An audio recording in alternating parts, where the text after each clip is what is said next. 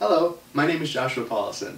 I'm a blogger with StorytellingPhilosophy.com, and today we're going to talk about the famous question, which is more important, character or story? If you've been a part of any writing group, you've probably heard this question before, but the problem is it's actually intrinsically flawed. So let's get into it. First, what is a story and what is a character? A story is just a happening or a series of happenings. And in order to have happenings, you either need something creating those or something for those to happen to, at least to understand them. So as a result, we have characters right there. They may be inanimate objects, like for instance you may have an earthquake and the earth's breaking, we're focusing on that as the character, but it's still a character. So just at the very literal sense, that's a story. So you can't have one without the other. You have a story, then you have to have a character.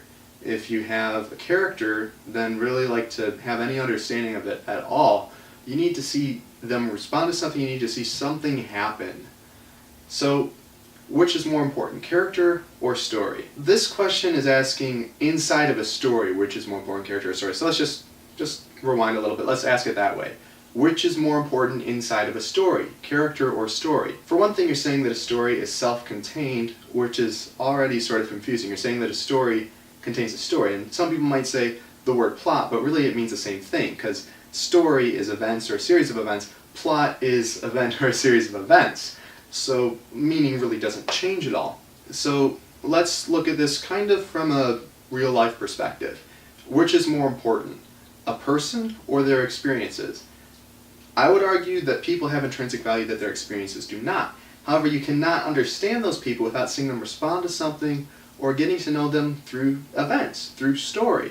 Whether those are happening in real time while you're communicating with them or you're hearing about their past experiences.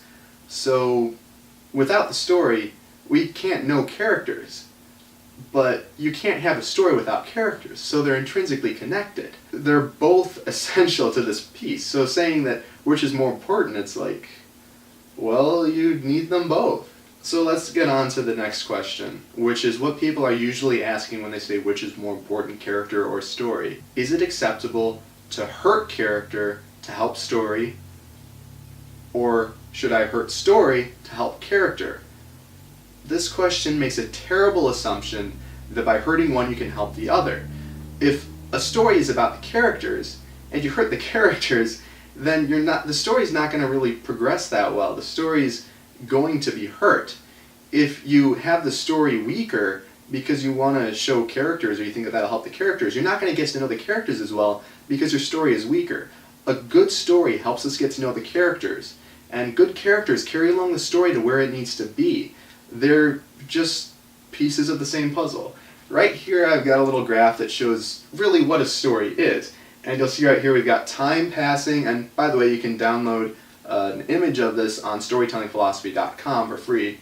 And here we've got story. Story is really just time in the lives of these red lines are all characters. So story is just time that you're seeing these characters. Now, it might not be a specific block like this. It may be like there's some time down here, some time up here, different blocks everywhere, scattered a bit, but you get the general idea. When you're writing, then, is it acceptable to make the characters do things? Absolutely not. And by make, I mean have a sort of brainwashing where they do something that they normally wouldn't. What is completely acceptable and you should absolutely do is direct them. What I mean by this is, say that you have a character who needs to save the world. They're the hero of your story.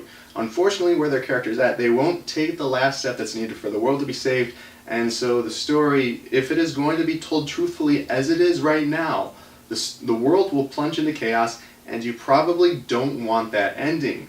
What you can do, you can't make the character do what they wouldn't do. That's not realistic, that's not believable. What you can do is direct them, give them a scarring childhood memory, give them some motivation that they have to do it, give them something worse to do than that. That's really the only other alternative.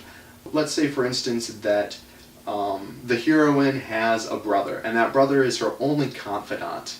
And so, as a result, she needs to... Her brother gets in some sort of dire danger directly related to this thing that's going to destroy the world. She's going to have a very strong motivation to go save her brother because she has nobody else to go to. She's basically losing the only person who she feels security in. So that is an extremely strong motivation, and you can really direct your character with that. So the question, which is more important, character or story, is intrinsically flawed. You can never help character by hurting story. You can never help story by hurting character. I hope you enjoyed this video. If you liked it, then please subscribe. And also, if you'd like to see more information, check out storytellingphilosophy.com. I've got a lot of posts on there. I'm continuing to update it, and I'd love to hear from you. Take care, and I wish you the best in all your storytelling endeavors.